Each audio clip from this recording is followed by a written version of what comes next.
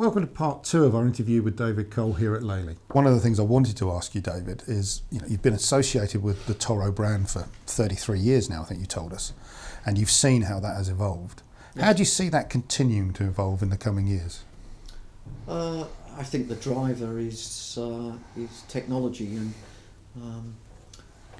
I think in an industry which can be conservative at times with a small c, some people may construe that as a small threat or a negative thing, but we view that quite in the opposite manner, frankly, that technology is continually evolving, and it will bring with it enhancements in product performance and value, which some of which we can only speculate at right now. The grounds care industry at large is quite a small industry. It's global, but nevertheless, if we compare it to, say, automotive or even things like forklift trucks and plant, it's quite a small industry in terms of size, manufacturing volumes, etc. So some of the advances will probably be stalled whilst we wait for overarching technology to develop, and I think a clear indication of that would be areas like hydrogen fuel cells, which is an area which Toro have been looking at for a number of years. But I think realistically we will always have to temper advancements in technology with delivering value to the customer. What we don't want to do, either Toro or ourselves as their UK distributor, is be involved with products which price expensive new technologies almost for the sake of it. That's not what it's about at all.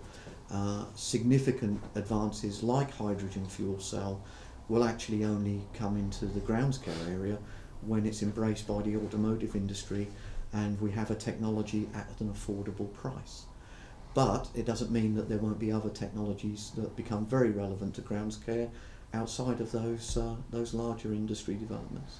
And so I think that's the future is technology, but it's also making sure that when technology arrives, it's for a purpose and it provides improvements in efficiency, performance, operation, cost of ownership, and those areas, because that's fundamentally what's important to the owner of the equipment.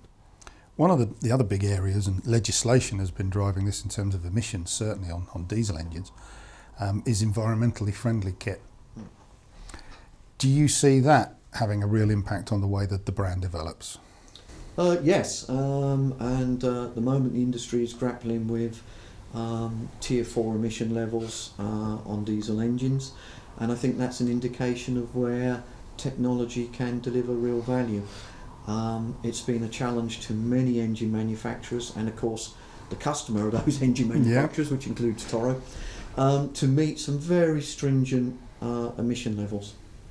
And part of the answer to that, if we use the previous example of the 5010H hybrid fairway mower, is our ability to harvest energy from batteries and generators and actually install a much smaller engine into that unit, which is significantly more fuel efficient, quieter, lighter, meets all the emissions and environmental criteria that are legislated for around the world.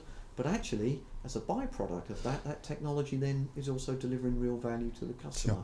There's no sacrifice in performance, and quite the opposite. They actually start to get gains in fuel economy. Because of the lower horsepower engine, we have to look at low drag components, low drag bearings. We have to look at reducing hydraulic componentry to reduce friction in the hydraulic flow. There's a lot of interesting stuff that comes out a simple requirement to meet an emission standard. So that's total the headline, redesign, and the result is a lot of value to the customer by the time that product arrives as a spin-off of those technological advances. So any cost implications, the fact that the engine and the technology for the machine has increased the cost a little bit, I would say the payback is the efficiency and the savings on fuel, etc. Yes, and that is a cost challenge, but that can be over exaggerated because effectively the cost of making the horsepower required on a conventional machine meet those emission standards is almost cost prohibitive in some cases. So actually it's been clever and astute with the technology and coming at it from another angle, and interfacing technologies which allow us to come down in horsepower sizes, and still provide a product which fundamentally, when it's put out on the grass, will do exactly what the customer expects.